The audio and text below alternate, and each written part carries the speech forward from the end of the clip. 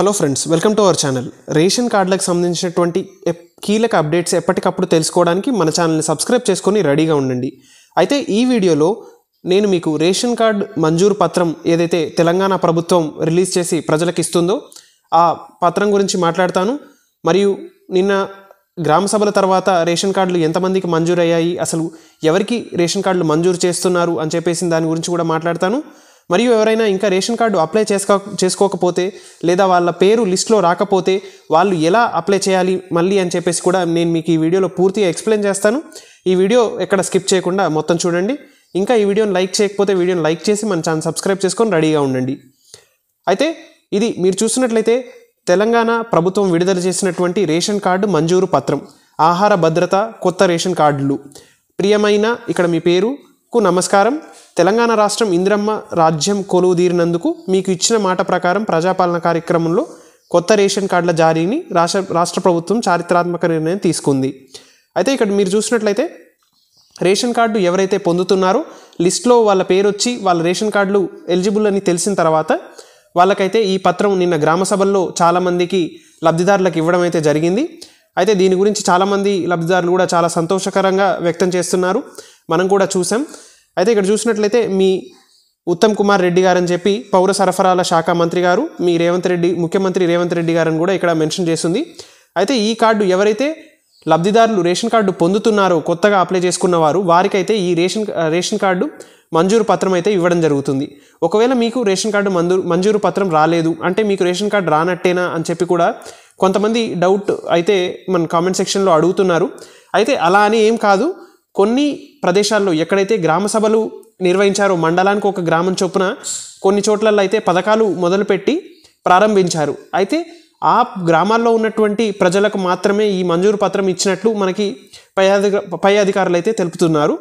ఇక్కడ చూసుకున్నట్లయితే నిన్న మొత్తం మన తెలంగాణ రాష్ట్రంలో 12,500 గ్రామాలు ఉంటే కేవలం 600 గ్రామాల్లో మాత్రమే గ్రామ సభలు నిర్వహించినట్లు మనకు తెలుస్తుంది. ఆ గ్రామాల్లో ఉన్నటువంటి ప్రజలకు మాత్రమే ఈ ఫామ్ ఇచ్చారని కూడా మనకు చాలామంది చెప్తున్నారు. వేరే గ్రామాల్లో ఎవరైతే ఉన్నారో మిగతా గ్రామాల్లో ఉన్నటువంటి ప్రజలందరి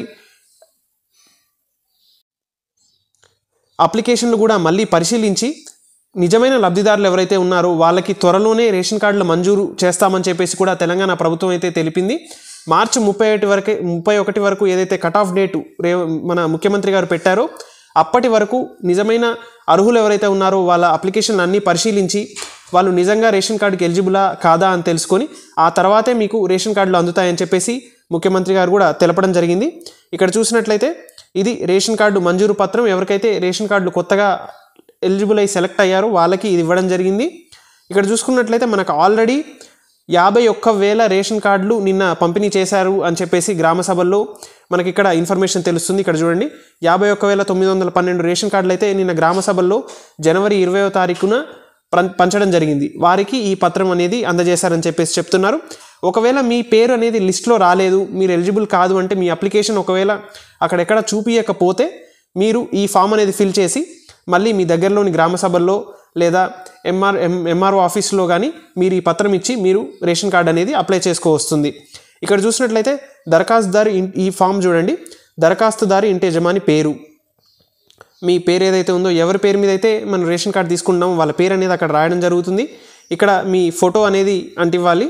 ఎవరైతే దరఖాస్తుదారులు ఉన్నారో వాళ్ళ ఫోటోని అక్కడ పెట్టి లింగము, మీరు కులము, మన పుట్టిన తేదీ ఆధార్ కార్డులో ఏదైతే ఉందో అది అక్కడ మెన్షన్ చేయాల్సి ఉంటుంది. ఆధార్ నెంబర్ రాయాల్సి ఉంటుంది, మొబైల్ నెంబర్ రాయాల్సి ఉంటుంది, ఇక్కడ వృత్తి రాయాల్సి ఉంటుంది. ఇక్కడ కుటుంబ వివరాలంటే మీ కుటుంబంలో ఎవరైతే ఉన్నారో భార్య, భర్త, పిల్లలు, తండ్రి, ఎవరైతే మీ రేషన్ కార్డులో ఎవరి పేర్లు అయితే రావాలనుకుంటున్నారో వాళ్ళ పేర్లు అయితే ఇక్కడ ఫిల్ చేయాల్సి ఉంటుంది. పేరు, దరఖాస్తుదారునితో సంబంధం, భర్త అయితే భర్త, తండ్రి, కూతురు, ఏ సంబంధం ఉంటే ఆ సంబంధం అనేది ఇక్కడ రాయాల్సి ఉంటుంది. ఇక్కడ వారి లింగం రాసి వాళ్ళ పుట్టిన తేదీ ఆధార్ కార్డులో ఏదైతే ఉందో అదే రాసి ఆధార్ నెంబర్ వేసి మీ చిరునామా, ఇంటి నెంబర్ ఏదైతే ఉందో అవన్నీ రాసి మీ దగ్గరలోని గ్రామ సభల్లో ఈ ఫామ్ ఇచ్చి ఇంకా కూడా మీరు అప్లై చేసుకునే ఛాన్స్ అయితే మీకుంది. తప్పకుండా అప్లై చేసుకోండి. అయితే ఇదండి రేషన్ కార్డు సంబంధించినటువంటి కీలక అప్డేట్స్. ఇలాంటి అప్డేట్స్ ఎప్పటికప్పుడు తెలుసుకోవడానికి మన ఛానల్ సబ్స్క్రైబ్ చేసుకొని రెడీగా ఉండండి. ఈ వీడియోని లైక్ చేసి మీ ఫ్రెండ్స్కి షేర్ చేయండి. Thank you for watching.